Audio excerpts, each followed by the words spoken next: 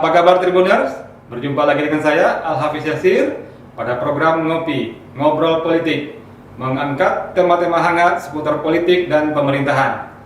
Kali ini kita akan mengangkat tema bersiap pilkada di tengah pandemi.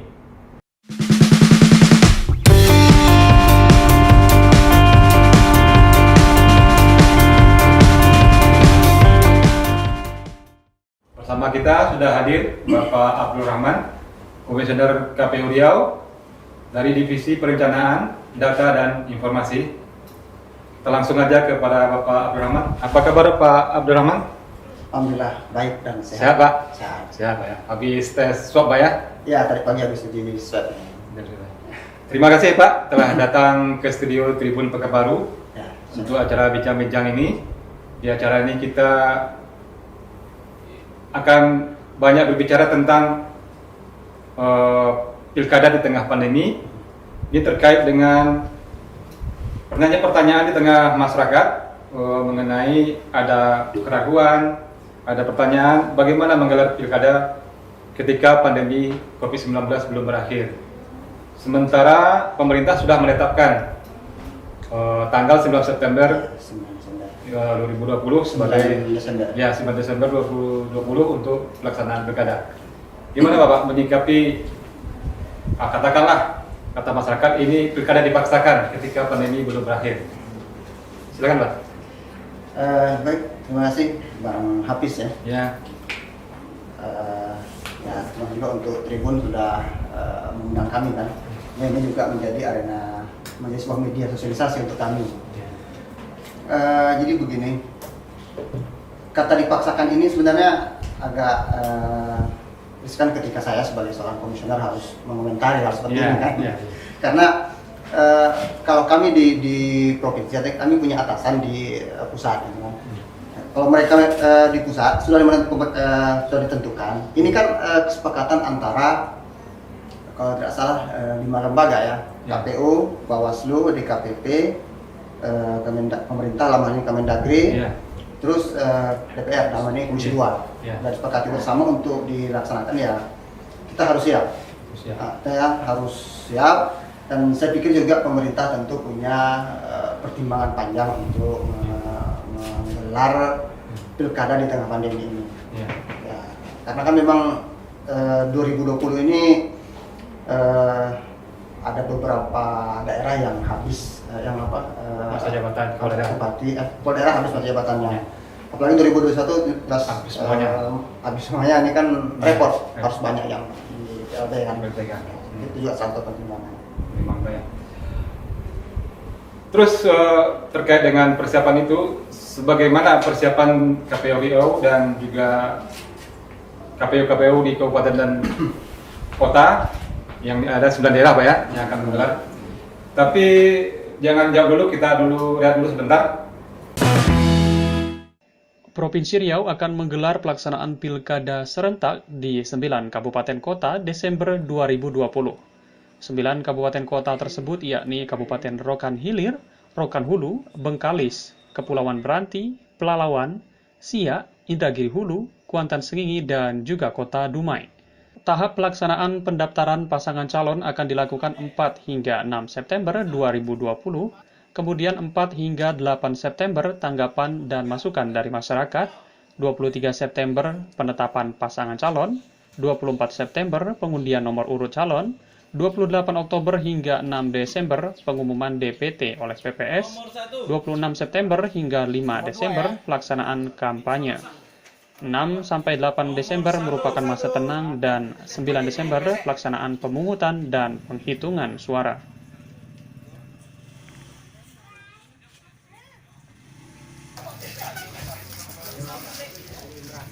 Bapak Lukman, nomor DPT hadir di sini. ya.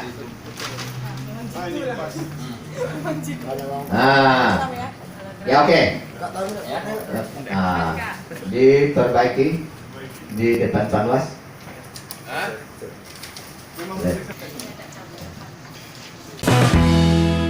Oke, Tribunal, kita lanjutkan bincang-bincang kita dengan Bapak Abdul Rahman dari KPU Riau, dari Divisi Perencanaan, Data dan Informasi.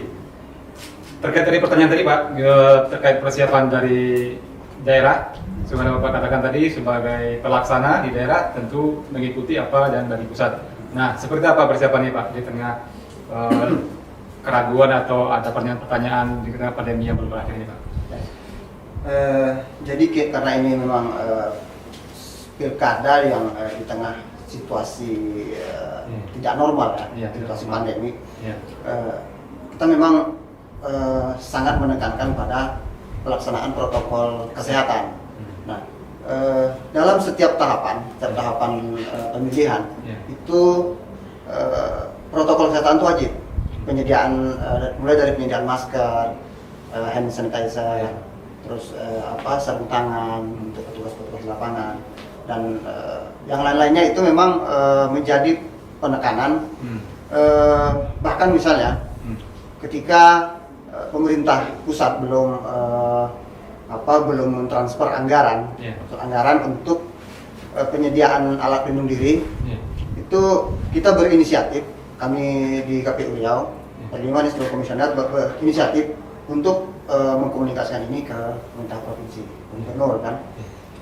Alhamdulillah karena ada tahapan yang sangat mendesak seperti verifikasi faktual terhadap calon persoalangan di Kabupaten Indragiri Hulu. Satu ya Pak ya? Ya, itu sangat mendesak dan memang tidak kalau kita menunggu anggaran dari pusat tidak sempat lagi. Akhirnya kita inisiatif menemui Pak Gubernur juga sangat respon dan membantu gitu kan. Nah, itu salah satu yang kita lakukan. Setiap tahapan itu yang pasti penerapan protokol kesehatan sangat kami tekankan. Nah, untuk meyakinkan pemilih Pak terkait dengan protokol kesehatan itu Pak, jadi kan ini kan terkait kekhawatiran publik, kemudian kepentingan KPU kan mengajak publik untuk datang ke TPS. Sementara ada kekhawatiran kalau ada kerumunan akan ada berpotensi terjadi penyebaran virus. Kalau kondisinya masih seperti sekarang ini, nah apa yang dilakukan Pak? Termasuk juga sosialisasinya Pak. Ya, pertama ya, saat pencoblosan itu penyediaan APD sudah dilakukan di TPS. Lengkap, mulai dari termogan, kemudian setiap pemilih itu diberikan sarung tangan dan kita himbau setiap pemilih untuk menggunakan masker. Kemudian yang paling krusial itu kan jumlah pemilih TPS. Sebelumnya ini ada 800 pemilih per TPS. Nah, pada pilkada ini itu dikurangi maksimal 500 dan dengan 500 ini ada harapan itu tidak terjadi kerumunan dan nanti akan dikeluarkan juknisnya tata cara mencoblos ini. Nah, misalnya kalau jam sekian mungkin diatur harus 50 orang yang bisa mengantri di TPS. Pada nanti jam berikutnya misalnya jam 9 sekian orang, 50 atau berapa gitu. Diatur apakah nanti itu kita atur berdasarkan nomor urut, abjad nama, atau nomor urut kartu keluarga itu kan kita punya semua, atau nomor urut nik. Ini masih dibahas, tapi itulah gambarannya. Intinya menghindari kerumunan di TPS. Ya, sangat menghindari kerumunan itu. Itu persoalan yang paling krusial yang diperhatikan KPU ya. Terus ini kan melihat kondisi tidak normal ini ya, tidak normal terus pada TPS-nya jumlah orang dikurangi, berarti kan jumlah TPS-nya juga jadi kemungkinan bertambah gitu ya. Kemudian juga APD-nya, kemudian hand sanitizer semua, itu kan butuh biaya. Nah, ini gimana persoalan, apakah anggaran yang sekarang itu cukup untuk menutupi tambahan-tambahan ini Pak? Pada awalnya sebenarnya tidak cukup. Pada awalnya ada anggaran yang disediakan oleh pemerintah daerah masing-masing. Tapi ada bantuan dari pemerintah pusat, dari APBN. Ini semua sudah ditransfer ke rekening masing-masing KPU kabupaten kota. Dan hitung-hitungan kami sudah cukup paling tidak sampai bulan September. Artinya mungkin yang belum terpecahkan itu adalah pada saat pencoblosan. Tapi bukan belum terpecahkan. Kita sudah punya solusi alternatif karena memang kawan-kawan juga seluruh kawan-kawan kabupaten kota kita minta lakukan rasionalisasi anggaran. Mana yang tidak penting yang bisa dibuka ya dibuka aja, nggak usah ini kan. Bahkan banyak teman-teman itu yang biasanya apa ya perjalanan dinasnya kemana-mana ini memang kita sangat ketat. Bimtek itu juga kita minta sangat ketat, harus memang betul-betul hal yang penting, harus teknis sekali baru bisa lakukan bimtek secara tetap muka langsung. Sisanya hanya daring ke daring gitu kan. Daring. Ya, saya pikir itu yang tekan anggaran dan sejauh ini alhamdulillah karena walau kita memang ini ya ketika kita petakan posturnya itu postur anggaran itu memang paling banyak di APD alhamdulillah. Nah, bukan pelaksanaan pemilu secara teknis. Itu kalau pemilu secara teknis kita tidak terlalu khawatir. APD-nya ini yang memang sangat besar. Artinya anggaran untuk APD ini di luar anggaran yang telah disepakati pemerintah daerah dengan KPU berarti? Ya di luar. Di luar itu ya? Di luar. Meskipun di luar, ada juga pemerintah daerah yang memang sangat responsibel ya, mau membantu KPU dalam penyediaan APD-nya. Ada beberapa kabupaten seperti misalnya Rokan Hilir yang itu memang mereka sangat menyanggupi membantu pemerintah daerah. Pemerintah daerah. Nah, ini kita sangat terbantu yang seperti ini. Nah, kalau penambahan TPS, hitung-hitungan saya karena saya juga di divisi perencanaan tidak banyak. Tidak banyak jumlah yang kita butuhkan. Malah hasil refocusing atau restrukturisasi anggaran teman-teman itu bisa menutupi kok. Dari anggaran yang ada masih ya? Bahkan tanpa mungkin kita dibantu masih bisa menutupi. Meskipun ini tidak berlaku di setiap kabupaten kota. Ada juga memang yang karena anggarannya minim. Ya walaupun sudah di press dan dengan lupa masih juga masih juga kekurangan kan masih juga. Tapi insya Allah dari segi anggaran saya pikir sampai sejauh ini ya masih bisa dilaksanakan. Ya. Kembali lagi terhadap kekhawatiran tadi buat masyarakat. Kalau secara nasional kita banyak mendengar gugatan ataupun pendapat-pendapat bahwa ini dipaksakan dan makanya yang mengusulkan itu ditunda saja sampai pandemi ini benar-benar berakhir.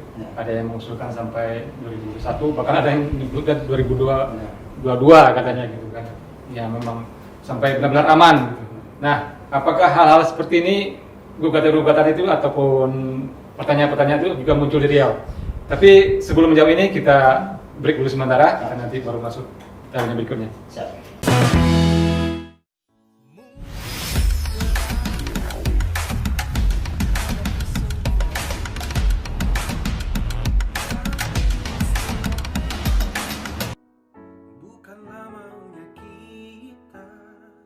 Assalamualaikum. Dari bumi Lancang Kuning Riau, saya Abdurrahman, Komisioner KPU Riau dan keluarga besar Divisi Data KPU se-Riau mengajak encik-encik, tuan-tuan, puan-puan untuk pakai masker bila keluar rumah. Ini masker saya. Mana masker Mika? Menggunakan masker adalah salah satu bentuk upaya kita dalam mencegah penyebaran COVID-19. Kalau tak penting betul, guna di rumah aja. Makacil, bubuhan, dan sanak seberataan, yuk kita pakai masker, terutama ketika kita keluar rumah untuk menghindari penyebaran virus corona. Bapak, Ibu, Encik, Tuan dan Puan, serta saudara sekalian, mari kita gunakan masker pada saat di luar rumah. Macam saya nih, Suai. Hai di sanak segalanya, kalau harus keluar rumah, gunakan masker. Jaga jarak. Cocok? Terima kasih ya. Encik-encik, tuan-tuan dan puan-puan dimanapun kita berada, jika keluar rumah selalu menggunakan masker. Encik-encik dan puan-puan jangan lupa pakai masker ketika beraktivitas di luar rumah demi kesihatan kita bersama.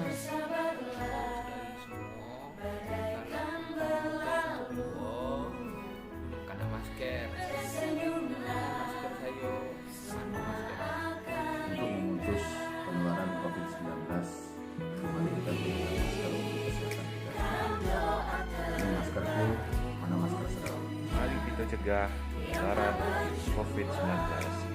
Jago kebersihan dan kalau keluar rumah lupa pakai masker.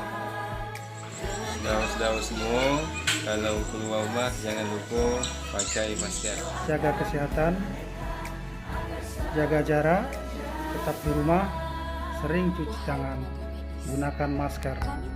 Ini maskerku, mana masker? Baru kota bertuah, kotanya elok banyak dikenal. Mari ikuti anjuran pemerintah agar wabah corona cepat hilang. Iko masker awak, mana masker? Teruntuk kamu yang harus keluar untuk menafkahi keluargamu, doa kami menyertai. Oke, Tribuner, kita lanjut ke sesi berikutnya. Tapi sebelum itu, kami mengingatkan kepada para Tribuners untuk bisa mengikuti acara bincang-bincang ngopi ini, ngobrol politik, dengan melihat langsung di YouTube Tribun Pekanbaru Official, ada juga di Instagram Tribun Pekanbaru dan juga Facebook Tribun Pekanbaru. Bapak Abdul Rahman, kita lanjut ke yang tadi itu, soal pertanyaan-pertanyaan atau ada yang mengusulkan ditunda lagi, padahal ini kan sudah ditunda juga selama 3 bulan dari September ke Desember.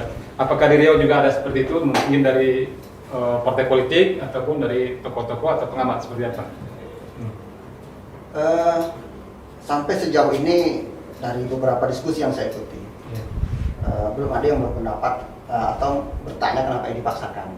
Tapi memang di beberapa perkembangan di media yang saya itu ada pengamat yang berpendapat bahwa ini dipaksakan. Ya, seperti yang saya sampaikan tadi, terlepas itu dipaksakan atau tidak, sebagai anggota KPU Riau daerah ini, kami harus siap laksanakan itu. Jika itu memang sudah konstitusi negara, kita laksanakan sesuai konstitusi. Sebenarnya KPU secara ini ya, secara kemanusiaan kita sudah menunda di tengah-tengah berjalannya tahapan, kita lakukan penundaan. Dan ini sempat banyak kemarin yang kecewa kenapa kita lakukan penundaan. Justru karena ditunda kecewa. Kenapa gitu ditunda gitu kan? Ya karena memang persoalannya kan ini tidak terlepas dari tarikan kepentingan politik kan, yang ada yang menunda, ada yang tidak. Ini kita bisa terlepas dari itu. Tapi yang jelas kita kita memerdekakan diri lah dari hal seperti itu. Yang jelas ketika ini memang negara mengatakan harus dilaksanakan, ya kita laksanakan. Ya konsekuensinya memang harus melalui protokol kesehatan yang sangat ketat. Sampai hari ini di kantor-kantor itu memang semua diwajibkan bermasker gitu kan. Tidak boleh tidak masuk ke ruangan bermasker. Ada tamu ya mohon maaf, mungkin teman-teman Tribun kalau mau berkunjung harus melalui pemeriksaan dulu di bawah, melalui termogan, cuci tangan, termogan. Terus mau masuk, mau naik ke lantai atas ke ruangan komisioner misalnya, kalau tidak pakai masker memang tidak dibolehkan. Artinya memang secara ketat kita atur sedemikian rupa. Artinya siap ya harus siap dilaksanakan. Harus siap sebagai pelaksana gitu. Ya.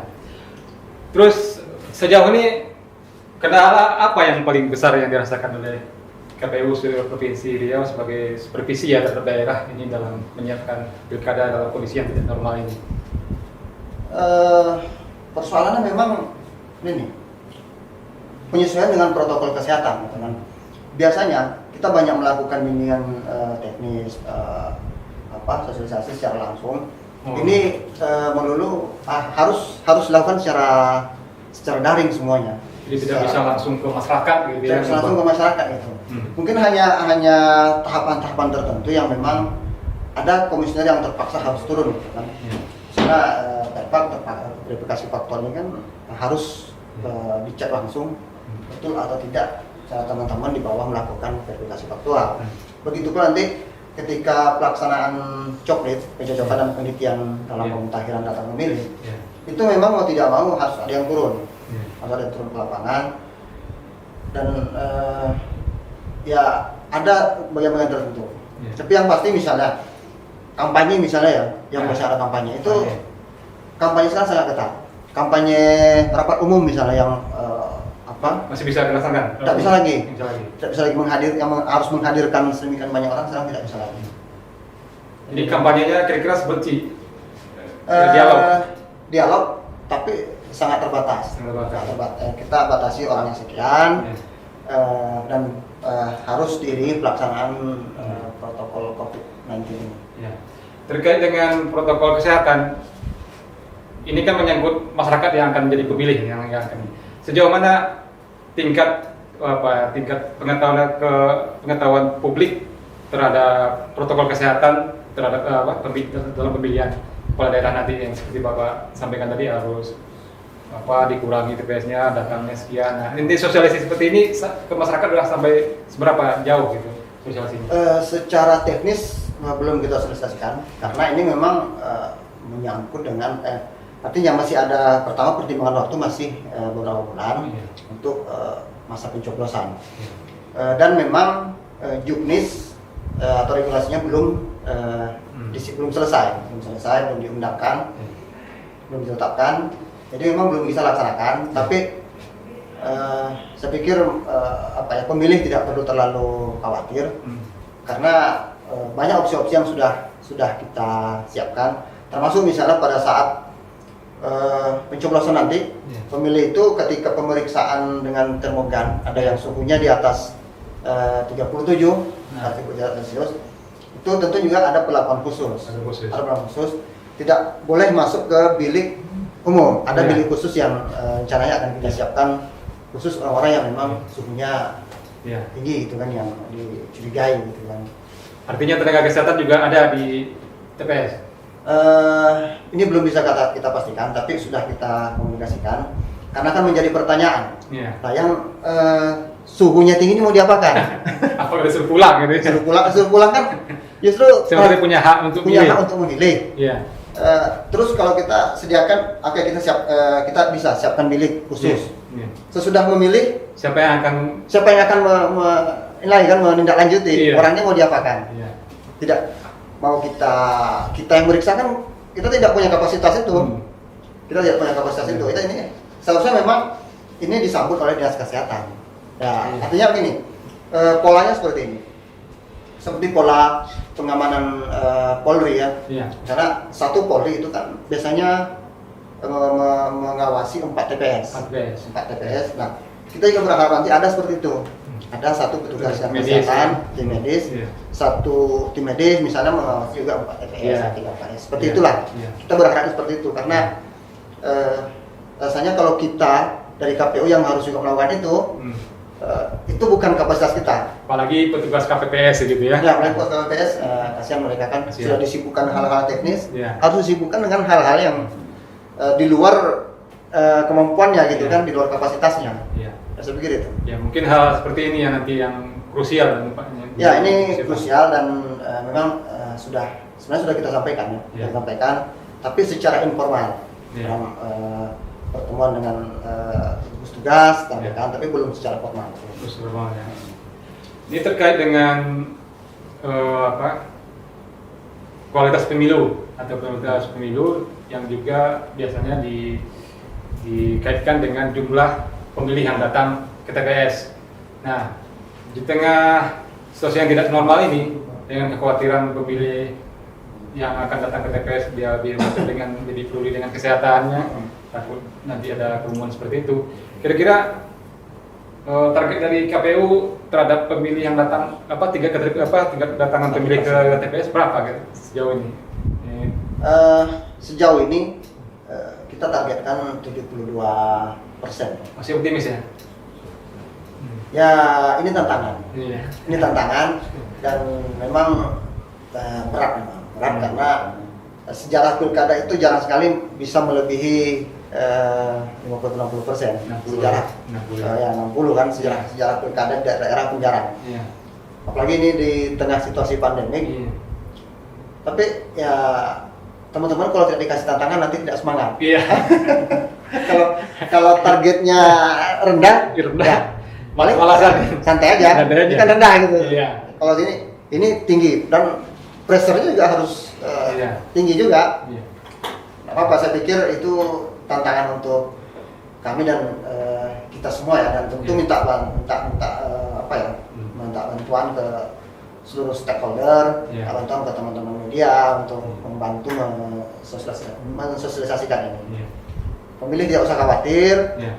tidak usah, artinya berjaga-jaga boleh, Ya. tapi jangan kemudian kekhawatiran itu berlebihan sehingga membuat kita takut gitu Tidak kan. melakukan apapun. Tidak melakukan apapun, saya pikir itu juga Ya. tidak pada tempatnya. Kita tetap berbuat tapi dengan melakukan hal-hal pencegahan seperti itu ya. Ya, karena sepanjang pengetahuan saya, COVID-19 ini selama kita memang ketat dengan menjaga kesehatan, insya Allah mudah-mudahan kita bisa selamat lah dari wabah seperti itu kan. Ya. Oke. Jadi dari bincang-bincang kita tadi, Pak Abdul Rahman dan juga KPU Provinsi Riau sebagai supervisi terhadap pemilihan kepala daerah di 9 kabupaten dan kota, optimis ini akan berlangsung aman dan juga akan bisa menjamin pemilih untuk datang ke TPS. Insya Allah selalu diusahakan. Ya. Artinya kalau menjamin mereka datang tentu kita tidak bisa, tapi mengusahakan setinggi mungkin tingkat keselamatan mereka itu kita lakukan, dan kita sudah jauh-jauh hari memikirkan bagaimana mereka bisa selamat pasca memilih. Jangan setelah mencoblos timbul klaster baru di pemilih KPU gitu kan. Nah ini tentu kita pikirkan bersama gitu kan. Kami sangat memikirkan hal itu, dan insya Allah akan ada panduan terkait bagaimana mencegah kerumunan, mencegah agar tidak terjadi penularan di TPS. Yang pasti penyediaan APD itu wajib kita lakukan.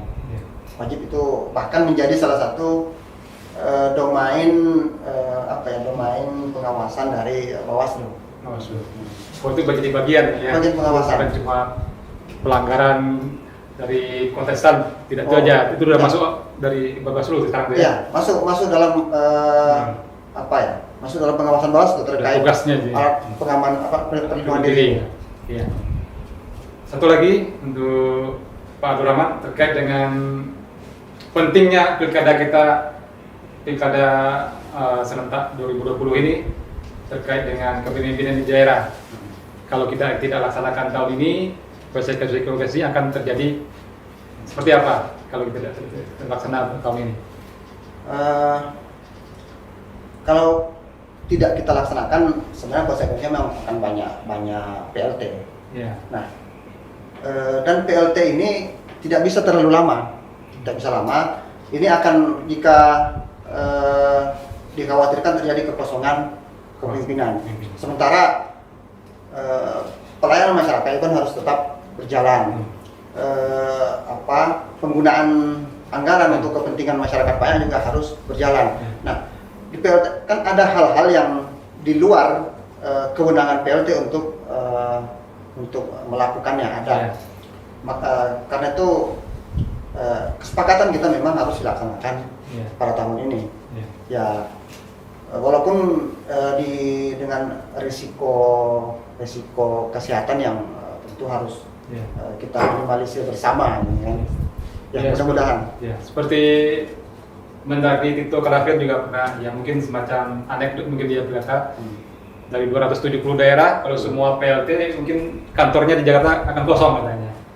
Seperti itu kira-kira analoginya kalau semua jadi PLT. Semua jadi PLT bisa jadi kosong, dan memang bisa membahayakan di kekosongan kepemimpinan. Ya, seperti yang saya katakan tadi bahwa kewenangan PLT terbatas. Dengan demikian akan ada pelayanan masyarakat yang tidak bisa dilaksanakan.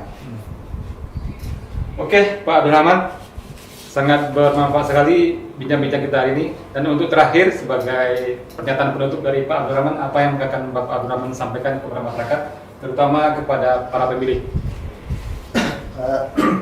Baik.